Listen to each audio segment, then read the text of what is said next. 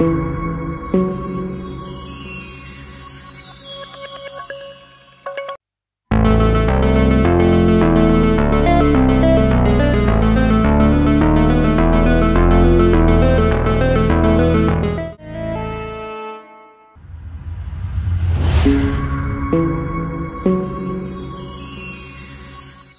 bonsoir, ça dépend les uns que vous nous suivez. Bienvenue, nos fidèles abonnés à Congo Liberté Télévision, votre humble serviteur, le président Moustapha.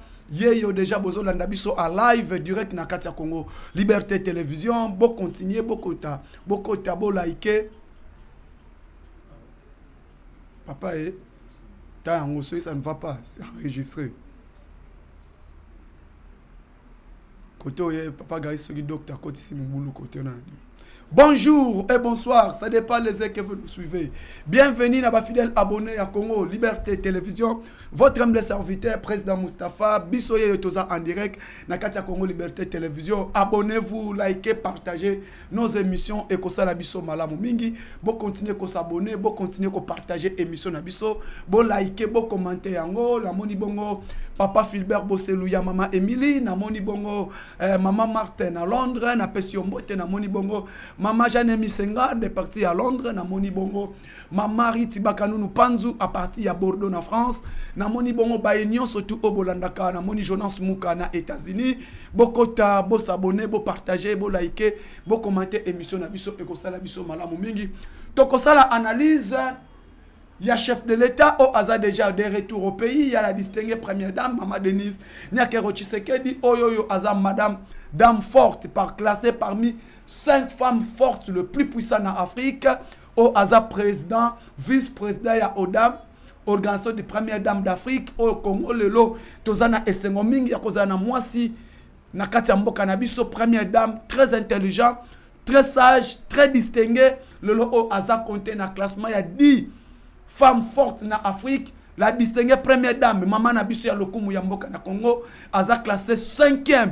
Ngana kanisa ki ba classé Maman Denise Nyakero Tshisekedi, 10e, Menatel na 10e azate, Nathalie na 2e aza classé, na 10e azate, 9e azate, 7e azate, 6e azate, la distinguée première dame, Maman ya Lokumu Yamboka Nabiso, est classée 5e femme. Na ba femme parmi les 10 femmes en Afrique. La distinguée première dame, il y a École au Congo, Aza classé 5e. Et 5e nini et salingayi. Banda Congo et Zala Congo, nanu tozwate première dame, Batouba Koloba président Moustapha, bongo baeba leka kite, Mama Ritz, baeba leka kiwapi. Banda Congo et Zala Congo, totikala kozwa mwasi ya lokumute comme la distinguée première dame Maman Nabiso Denise Nyakero Tshisekedi Nzambe apambola yo première dame o azabongo na mboka Bujumbura kuna sommet ezo salema ya ba première dame d'Afrique Odad to moni bongo kuna nde Maman Nabiso ya lokumu ya Congo aza classé 5e sur 10 to betela quand même mokonzi mboka to botela la distinguée première dame na moni bongo côté kuna Baenyon so bakambaka ba travailler kanaye ensemble. Nous continuons à soutenir notre maman, la très chère distinguée première dame et que ça la biso malamu mingi partout boza bo continuer ko s'abonner bo sécuriser émission na biso et que ça la biso malamu mingi ozana France, ozana Europe, ozana États-Unis, ozana Canada, continuez toujours ko s'abonner na chaîne ya Congo Liberté Télévision. Bande konanga ba congolais Lelo partout bozali na monde toyeba yango le président de la République chef de l'État oyo batu bazoloba président Moustapha pona nini président akenda kibongo na mboka ya France pona nini Fati a participé na 19e sommet à francophonie pendant que Emmanuel Macron, na discours na le président français, atikali kolobate que la République démocratique du Congo est agressée par le Rwanda. Batu balobi, na discours ya Emmanuel Macron a lobité, mais na travaux en huis clos. Emmanuel Macron a lobby. Nde parmi ba makambo oyo tozo kolobela lelo. Côté ya opposition, Bah, opposant, bah, le faut dialogue kota. Pourquoi le président de la République, Félix Antoine Tshisekedi Tshilombo Mwana Mama, Marthe, il y a la très distinguée première dame. Alobi, président Alobi, Makambo Oya opposition, Naï na yebi yangote, ni même ma famille politique eza et yebi yangote. Bisonyo sotobotami na Congo, tokoli na mboka Congo, toyebi ndenge nini politique ya Congo etambolaka. Bazelaki peut-être na dialogue wana, peut-être le chef de l'État sera d'accord avec ce fameux dialogue. Pour na bakota, bazwa ba poste, mais le président de la République a constaté qu'il n'y a pas de crise au Congo. Crise exacte, nde omoni moyen à membre dialogue pe ezleki karabongo. Mais tout le monde est sommet à francophonie. Emmanuel Macron a zoloba. Alobeli bamboka o eza en guerre. Alobeli bamboka o eza touché na insécurité. Le président français n'a pas pu citer le nom de la République démocratique du Congo. Le président français a dit que la crise de la République démocratique du Congo. A dit que la insécurité na RDCT. Pendant que la République démocratique du Congo est l'un des plus grands pays francophones au monde. Nous sommes deuxième ou premier pays francophone dans le monde. 35% de francophonie est la République démocratique du Congo. Mais, subitement, Makambwa guerre ya RDC, na discours ya président français, atikali kolobe la guerre ya RDCT. Atikali ko cité la République démocratique du Congo est agressée à l'Obiangote. Toyebite, président France Emmanuel Macron, Soki, Azalaki, Abangaki, Mushikiwabo, Aza secrétaire général de la francophonie, to a protégé les relations naye, na le président rwandais qui est Paul Kagame, le sanguinaire. Les lobes de Konangaï congolais, de pères et de mères, de papa et de maman, to yeba kelelo, batu bazoloba, botika bango baloba, laissez les enfants jouer. To monina batu opposition, balati crise balobe balati yango. Mais na koye bisabino. Na mo oyezalaki en huis clos. To moni ndenge nini. Président ya mboka ya France Emmanuel Macron aye kolobela mambo ya crise na région Grand Lac. Na crise na région Grand Lac alobeli mambo est la République démocratique du Congo. Mais alobeli mambo ba FDLR. Alobeli makambo nini, il n'a pas eu le temps de parler de la situation de l'insécurité. Il parle dossier à FDLR, il parle dossier à nini. Atikali kolobate que Rwanda a retiré ba troupe naye au bakota na kata République démocratique du Congo. Atikali kolobelate présence ya force rwandaise na kata République démocratique du Congo. Nde omoni ba papa et de maman les Congolais de père et de mère.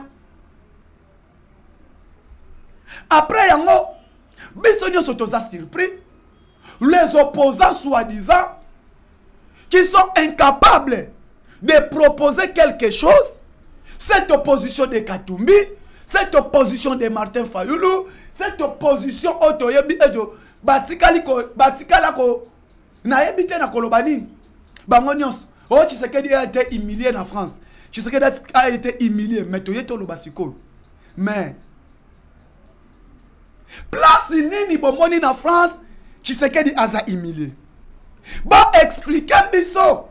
Place Obino Bomoni, Emmanuel Macron a humilié Tshisekedi. Le président n'a jamais été humilié en Mboka France. Mais Koutou, de grâce na yango, Mokonzakei, bo s'abonner, bo partager l'émission, bo sécuriser live s'il vous plaît. Sécuriser live na biso, bo kote belé, bo partager, bo partager, bo kote, bo partager. To sécuriser live oh. Bomoni.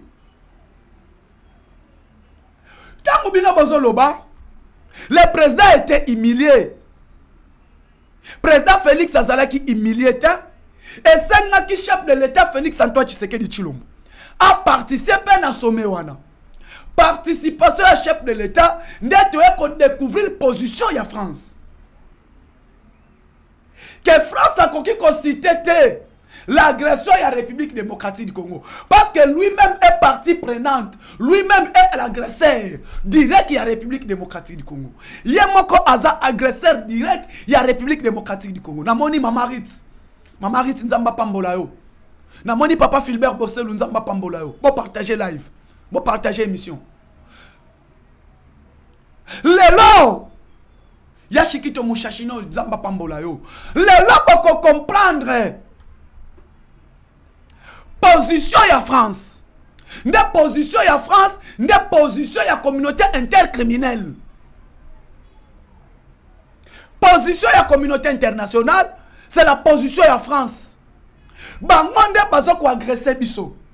Insécurité ya est za bango. Tangu bomoni France a boyi ko cité kombo ya Rwanda. France a boyi ko lobela génocide ya RDC. Ezande bango. Batu bolobi ndanga kei bomoni ndanga ba humilier. C'est Tshisekedi qui a humilié Emmanuel Macron parce que Macron a zo la délégation congolaise zobima. Macron a zo ça la discours Félix Tshisekedi na délégation congolaise bazobima. Yango la kisi force diplomatique ya République démocratique du Congo. Parce que ce n'est pas n'importe qui. Quand vous dites que Tshisekedi était humilié, Tshisekedi a humilié la France. Comment France, Emmanuel Macron, le président français, c'est la rétropédale dans le discours de Clotilde. Pourquoi il a fait cette rétropédale dans le discours de Clotilde? Il a compris la position de la République démocratique du Congo. Et la position de la République démocratique du Congo est la position de son président. Bande Konangaï, ba Congolais. Maintenant, nous les Congolais, c'est le moment de soutenir Moukwantombolo, de soutenir Félix Antoine Tshisekedi Tshilombo, le président de la République. Beaucoup comprendre Sikoyo que l'agression autozoko subir, communauté internationale sur tout entière, il fait partie de cette agression. Pendant Emmanuel Macron, le président français, a cité la République démocratique du Congo. Il était peur. Il avait peur peut-être de Mouchikiwabo. Mais bon, Emmanuel Macron, mais quand tu sais qu'il faisait déjà la politique, tant que Fati a sur les plans politiques, dans 91, dans 92, dans la vingtaine, Emmanuel Macron a dans la classe. Peut-être à la 6e primaire, peut-être à la première secondaire, ou à la Félix Tshisekedi a dans la vingtaine en Belgique. Bah, image zali. Tant que Félix Tshisekedi en 82 a créé IDPS, Tshisekedi Félix avait 19 ans. Il faisait déjà la politique. Emmanuel Macron en 82. Il est à Botami. Parce que Macron a 43 ans aujourd'hui. Maintenant, 43 ans, tout ça en 2024. Macron a Botami, a une année. Tshisekedi déjà. A ça la politique. Et Tshisekedi a Bamba. Batuna sena za vingtaine na mamba politique Macron na Botami wana Macron peut-être azonguluma ndebo komona tina na ngo Tshisekedi aye abeti Macron Paul Macron quoi ya wana sur les plans politiques. Comment France était humiliée na mboka France. Ceux qui veulent dire Tshisekedi était humilié en France, mais Joseph Kabila a été humilié ici au Congo. Qui ne savent pas 14e Assemblée Générale de la Francophonie et Zalaka organisée dans la République démocratique du Congo. Bah, organiser Assemblée Générale, 14e Assemblée Générale de la Francophonie, Mardoché Azana derrière les caméras, Azana Bilili. Et Zalaka organisée dans la République démocratique du Congo. Comment est-ce que Joseph Kabila, le président de la RDC, était humilié par François Hollande aussi au Congo? Kabila a été humilié par François Hollande en République démocratique du Congo. Batoubayebi, Emmanuel François Hollande a yé na RDC. Présence à François Hollande dans la francophonie dans la 14e édition. Assemblée générale de la francophonie. À l'époque, Adi Diouf, Pape Diouf, était secrétaire général de la francophonie, les Sénégalais. le géant Pape Diouf, secrétaire général de la francophonie, ancien président de la France, ancien président du Sénégal. Azaki, secrétaire général de la francophonie. 4e édition, si je ne me trompe pas, 2012, ou 2011, ou 2013. Et c'est là qui organisé ici à Kinshasa. Si j'ai belle mémoire encore. Président français, François Hollande, balancé qu'il arrivait de président français, a-t-il mis ça Joseph Kabila pendant 1 heure du temps? Tu vas une histoire. Comment Joseph Kabila a été humilié ici par le président français François Hollande. Dans la francophonie, awa. Basali appelle que l'arrivée, l'entrée du président français. Oh, Faya Koloba, Fakota. Joseph Kabila a tel misaye. La première dame de l'époque, Olive Lembe Kabila. Pendant 1 heure du temps, protocole de Joseph Kabila et protocole du président français, on a protocole de l'organisateur. Bazalaka enquête des poissons. Kabila était battu misaye pendant 1 heure. Pendant que c'est là, entrée du président français Emmanuel Macron. Et comment est-ce que, pardon, président François Hollande, son entrée, Joseph Kabila était debout pendant 1 heure. La première dame, Olive Lembe, a longola talon à la tali papa. Pendant que Telema Eleki. Et à côté, Kola Diambote, il y a 8 secondes. Les gens savent comment est-ce que l'ancien président était humilié ici au Congo par le président François Hollande. Coup de main, il y a 8 secondes. Et le président français, François Hollande, il a accepté d'aller embrasser le secrétaire général de la francophonie qui était Abdou Diouf. Et Wana Bolobite, vous voulez nous dire que Tshisekedi est humilié? Si Tshisekedi est humilié en France, il n'y a pas de problème. Mais celui qui était humilié ici, le président de la République, Joseph Kabila parlait, le président français Azokoma. Joseph Kabila Azokoma, ça le discours. Quel sabotage! Président François Hollande banda ki kokoma, Azokoma, François Hollande, Azokoma. Joseph Kabila parle, le président François Hollande est en train d'écrire. Quel sabotage! Voilà comment le président français a saboté Joseph Kabila. Et Sili, Boyoba, Akena Kolala Wapi, Akena Olala na Brazzaville, Alala Awate. Président François Hollande, là na Brazzaville, à passer nous na Congo. Mais pourquoi François Hollande de l'époque? La République démocratique du Congo c'est qui na guerre. Et c'est là qui agressé à l'époque, ba M23 bazo sala, ba outi ko boto la Goma na Bukavu. Atangango. Ni même le président de la République atangango te. Ba M23 ba boto libiso Goma na Bukavu. Francophonie A.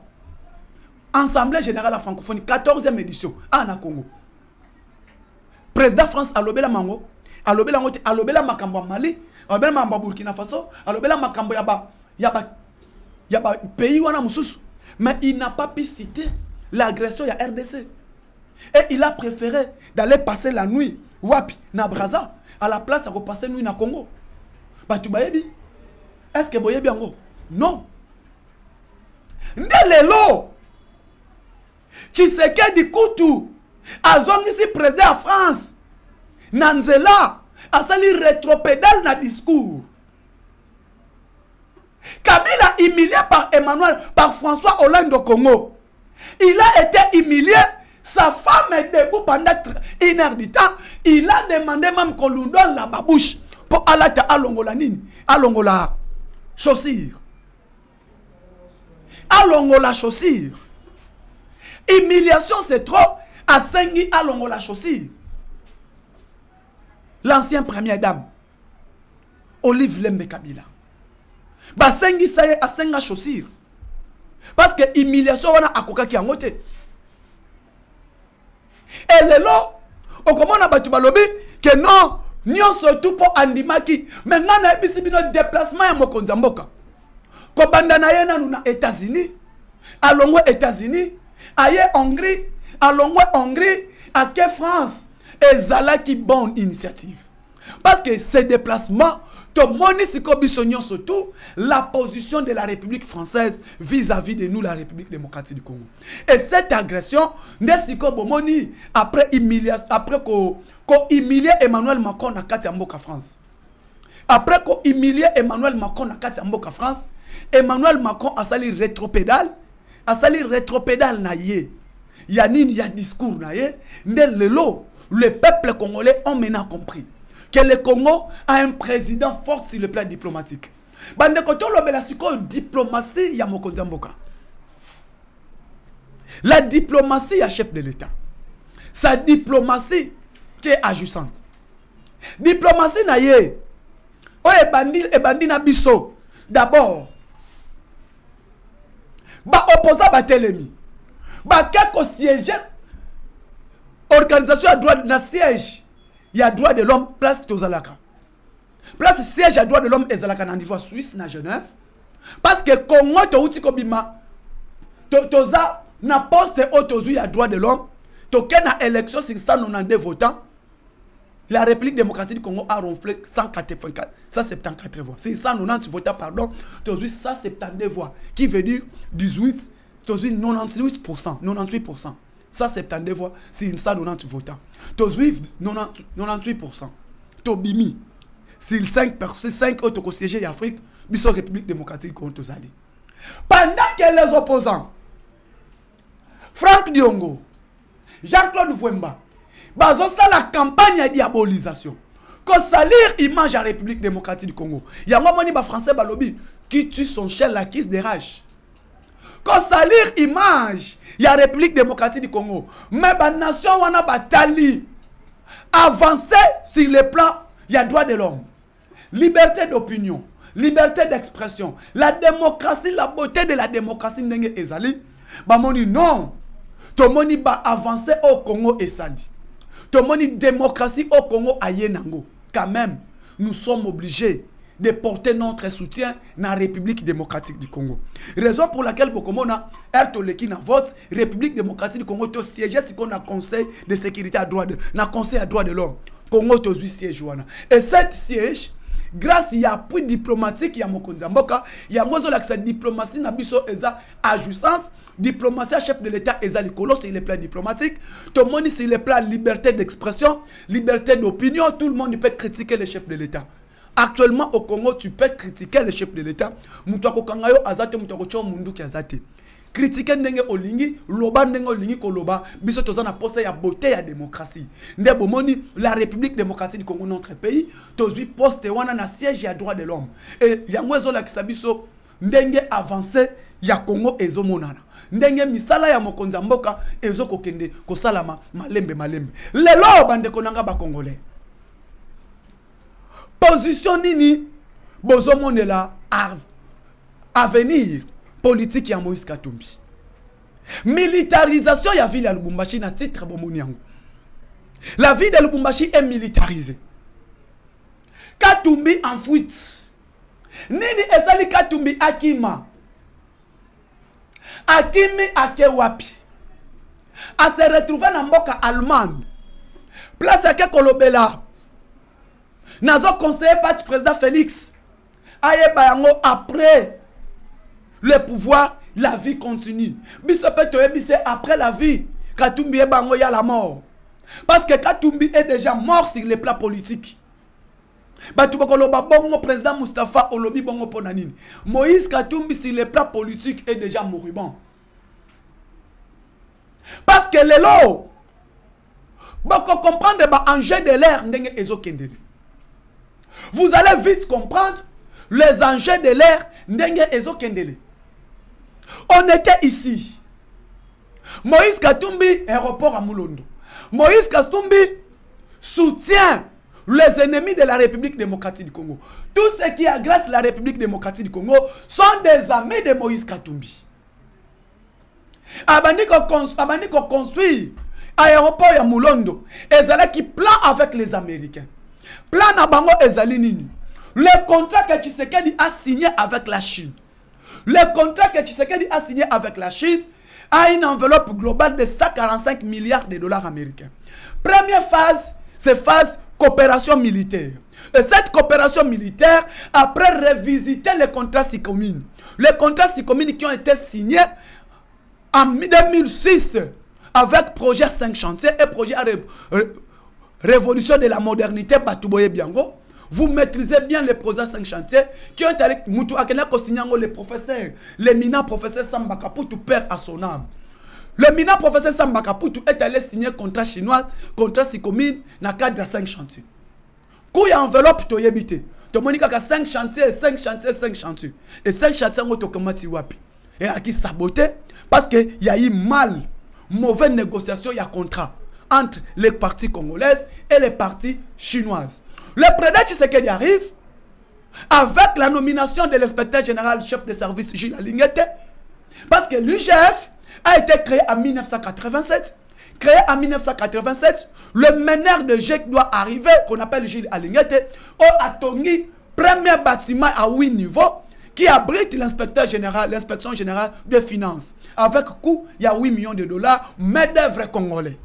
C'est les Congolais qui ont construit cet amphithéâtre. Il y a inspection générale des finances. Alingete est nommé en 2020-2021, si je me trompe, 2020, par le président de la République, Ronnaye Mosolo l'État est à la contrôler. Moutouako Kosimba Mosolo l'État balandelai. Gilles Alingete est nommé comme l'inspecteur général chef de service, l'inspecteur général de finances chef de service. Alandela, ba contrat nyon surtout oyo basignaka. Les contrats chinois oyo Joseph Kabila de l'époque, alandela yango, alandela ba contrat nyon surtout ya ba passation des marchés, oyo za des marchés agri-agri. C'est la mission que le chef de l'État, président Félix Tshisekedi, a donné à l'inspecteur général des finances, chef de service Gilles Alingete Kei. Après Kolandela, ba marché, passation des marchés, Kolandela ba contrat, aye Kolandela était que contrat Sikomine. Oyezala ka signé en 2006. Parti congolaise tozo bénéficié. Biso ba congolais tozo bénéficié, c'est la République chinoise qui bénéficie, mais le Congo ne bénéficie rien de ces marchés, il y a contrat Sikomine. Le Congo tozo bénéficié. Tozo gagné et le côté na marché wana. Bokomo na été binonio surtout. Gilles Alingete a gagné à moni président. À la kistie contrat Sikomine. Que biso tozo bénéficié te, mutozo bénéficié et za Chine. Na yango, il faut renégocier les contrats sino. Les contrats Sikomine. Après qu'on renégocie les contrats Sikomine, le président a moni sikoyo que non. Biso tozo bénéficié te balandeli ba négocier yango. Ndeto kendaki etokei, tolobi ete non. Loko la contrat yakala. Et Zalaki, le marché, les entreprises chinois et la République démocratique du Congo, il faut négocier contrat et comme l'État chinois et l'État congolais. Au moins après qu'on renégocie contrat, premier la Chine a accepté de reconstruire en République démocratique du Congo chaque année de nous doter 5000 km de routes. Les 5000 km de routes à Kotonga na première na Congo et chaque année Chine il faut azongi c'est la biso 7 milliards de dollars et les 7 milliards de dollars au Chine il faut fouta Congo président Félix Alobi bacha yango na banzela baba na ko développer ba route donc mon la première phase ya contrat Sikomine et c'est là qui lancé rocade ya ville Kinshasa de mitende de l'aéroport Angile première phase deuxième phase tozui phase Lualaba Mbujimai. Mbujimai Lualaba. Donc on réunit ville à Mbujimai dans province à Kasaï oriental et province à Lualaba. 950 km. Et troisième phase, et qu'on soit sous de Mbujimai à Goma. Donc réuni de est au centre. Banzela on a air balancé en go. Et ça banzela a grand travaux et qu'on soit 3 ans, 2 ans et demi. Mais ça banzela au bénéfice il y a peuple congolais. Les contrats oyo. Les contrats qui est maintenant attaqué. Et to signé contrat oyo l'État chinois et l'État congolais. La classe politique, les Américains, la communauté intercriminelle, la communauté internationale. A moni sikoyo, banani yango, Chine a moni place ya kozwa coltan, place à kozwa uranium, place à kozwa matière première, place wana ezana insécurité. Le gouvernement chinois veut son président qu'on appelle Xi Jinping. Atali marché oyo Chine a gagné. Marché à Congo oyo Chine a gagné. Il faut sécuriser ces marchés. Parce que ce que Chine a sécurisé le marché n'a été, il risque de perdre. Parce que Est est en insécurité. Maintenant, qu'est-ce qu'il faut faire? Il faut à mon an atinda basoda na ye. A signé contrat coopération militaire entre le gouvernement chinois et le gouvernement congolais. Deuxième des choses, à part coopération militaire, il doit maintenant signer coopération sur le plan économique. D'abord, comme on a FOCAM, Forum Chine-Afrique, avant il y a d'abord Forum Chine-Congo. Chine-Congo, vous allez voir la participation des VPM, de transport Jean-Pierre Bemba Gombo. Il y a eu la participation des ministres du commerce extérieur, au Abimaki parmi les génies ministres. Il y a eu la participation de ministre à mine, ministre à finance, ministre de l'intérieur à participer qui n'a sommet wana ezalaki pour présenter zone économique et marché congolaise. Après qu'on gagne yango, maintenant les contrats SICOMIN renégociés, revisités, mais au moins tous les ministres sectoriels, ils étaient autour du président Tshisekedi et le président chinois qu'on appelle le président Xi Jinping. Passation des marchés et revoir il y a un contrat. Dès que tu as signé un contrat entre le gouvernement chinois et le gouvernement congolais, on a signé coopération militaire. Vous tous, vous avez vu la participation du vice-premier ministre, ministre de la Défense nationale, Guy Mwadiam Vita Kabongo, qui est allé signer le contrat avec le ministre de la Défense, Yachine. Après qu'on signe le contrat, surtout, gouvernement Yachine, on est Kambami et par son président, qu'on appelle Xi Jinping, gouvernement congolais, on est Kambami par notre président, qu'on appelle Félix Antoine Tshisekedi Tshilombo, va signer un contrat l'État par État. Le lot, beaucoup comprendre.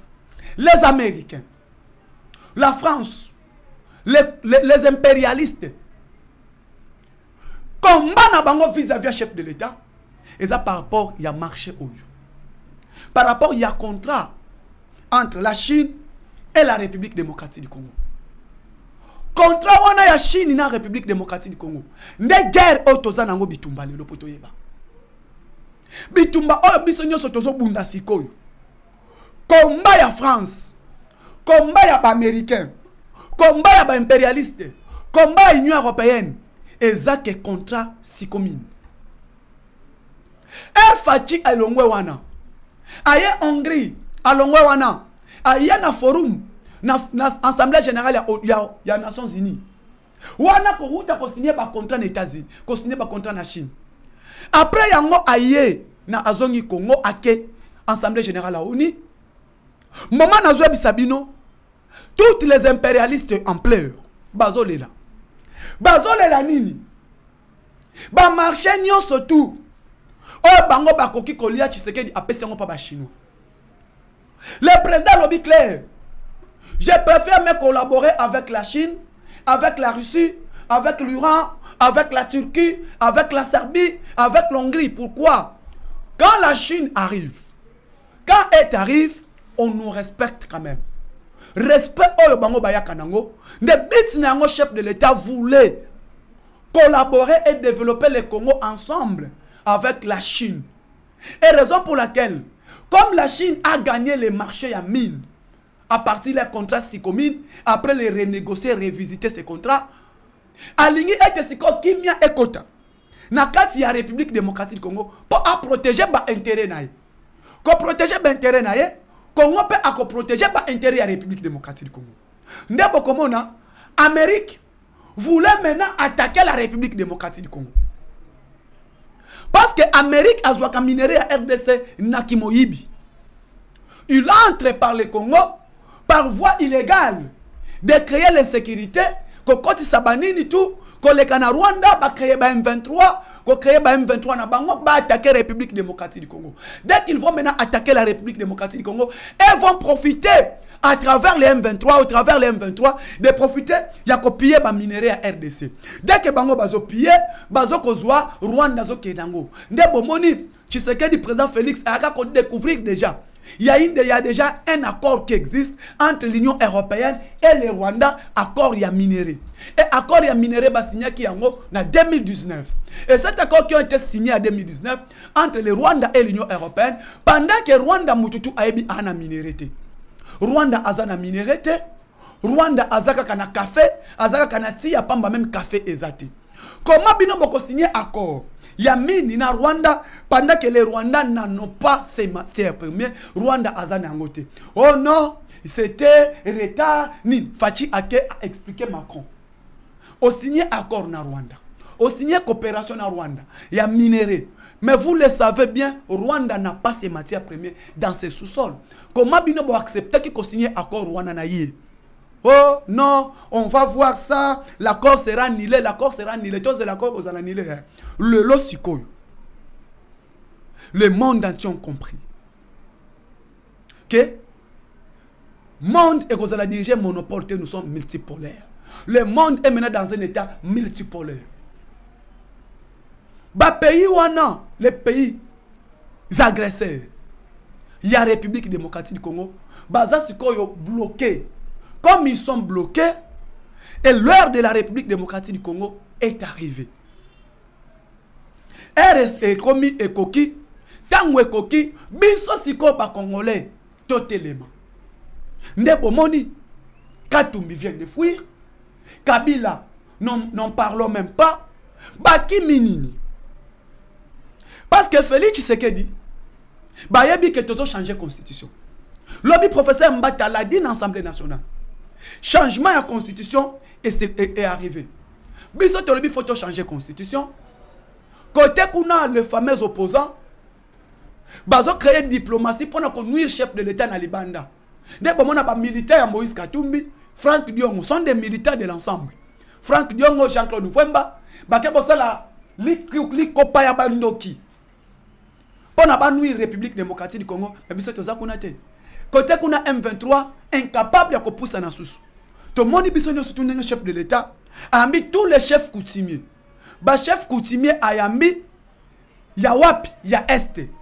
Ayambi ba chef coutumier wana ya Ruchuru, ya Masisi, ya Nirangongo, ya Lubero. Ayambi bango parce que Kagame et son M23 balingi ba nommé ba chef coutumier. Et ayambi déjà ba chef coutumier on en avance. Pour vous dire, ba chef coutumier on a au Rwanda zo tchana Paul Kagame biso toyebi bangote. Yango bomoni ete biso nyonso tout. Bitumba ya este ezosila. Sur le plan diplomatique, Kagame a commis un soufflé. Côté yo pression ya chef de l'État sur le plan diplomatique, côté FARDC na wazalendo a chepé pression. Côté banga ba cause de insécurité na Katanga, to militariser ville Katanga, to militariser Lubumbashi, to militariser les Hauts Katanga. Nde omoni to se mobiliser derrière le chef de l'État, derrière le commandant suprême des forces armées qu'on appelle Fachi Beton, plus de 143 89 86 52 097. Plus de 143 89 86 52 097. Ciao, à la prochaine.